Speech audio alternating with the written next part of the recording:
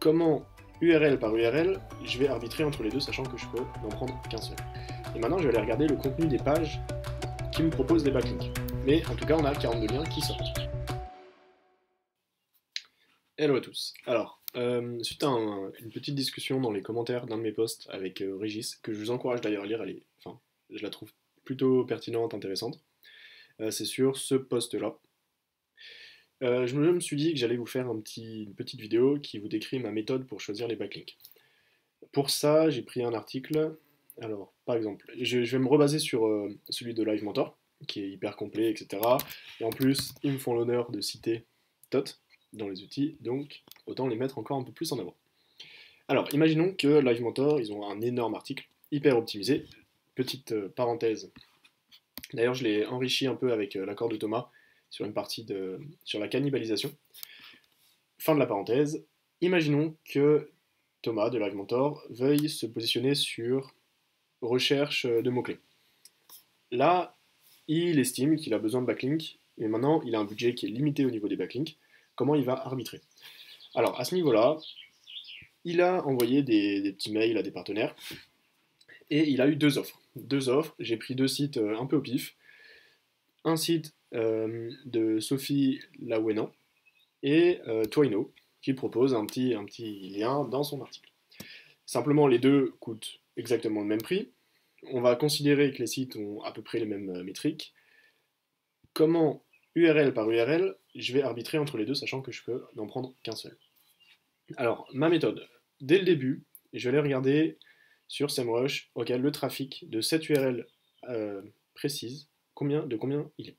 Alors, on voit que celui de Sophie, la page se positionne sur 79 mots-clés, d'après SEMrush. On sait que c'est un petit peu rincé, hein, les métriques sur SEMrush, URL par URL, ça donne pas beaucoup d'indications. Mais bon, là, a priori, pas trop de trafic, pas de backlink. Celui de Twino, un peu plus de mots-clés, un peu plus de trafic, de backlink, de domaine référent. Donc franchement, un peu mieux. Pour l'argument, considérons que ce soit les mêmes métriques. Sinon, a priori, si c'était vraiment beaucoup plus de trafic sur Twino, de toute façon, de base, moi j'aurais pris celui sur Twino. Alors, première étape, pour ma part, je vais aller regarder chacune des pages sur mon mot-clé. Donc, j'ai rédigé ma page sur étude de mots-clés. Donc, j'ai mon espace TOT. Et maintenant, je vais aller regarder le contenu des pages qui me proposent des backlinks. Et on voit que Twino, donc ça c'est le contenu de la page de Twino, optimisé 79%, qui est franchement solide, beaucoup de contenu, et grosso modo, pas beaucoup de choses à rajouter. Je pourrais peut-être lui proposer un nouveau paragraphe pour ajouter quelques mots-clés et atteindre les bons niveaux d'optimisation, et me faire un lien. Si on regarde le site de la page de Sophie, moins de mots, et un niveau d'optimisation surtout qui est vachement moins bon. Donc a priori, encore une fois, je mettrai plutôt la balle dans le camp de Twino. C'est un peu moins précis, mais vous pouvez tout à fait aussi le faire avec l'extension gratuite pour le coup. Alors quel était notre mot-clé déjà? Étude de mots-clés.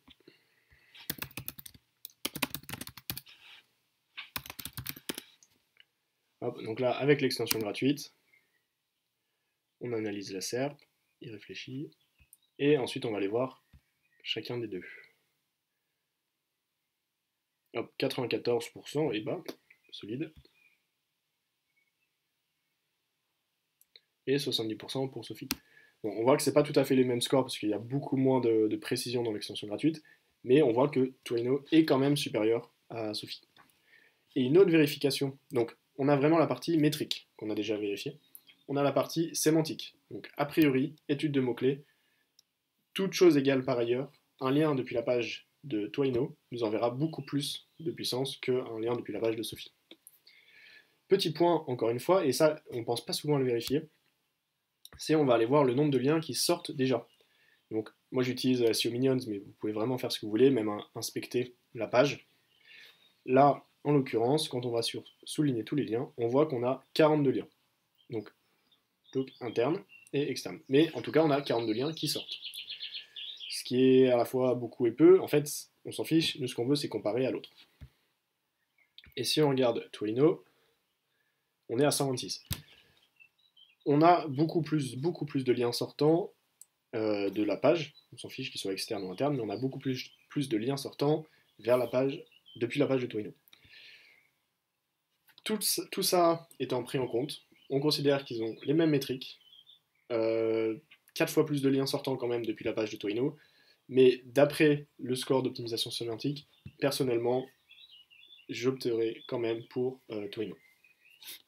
Évidemment, si vous pouvez avoir un lien des 2 pages, on prend les 2 pages. Voilà, j'espère que c'est une toute petite vidéo pour vous montrer comment je raisonne quand je dois arbitrer entre des liens.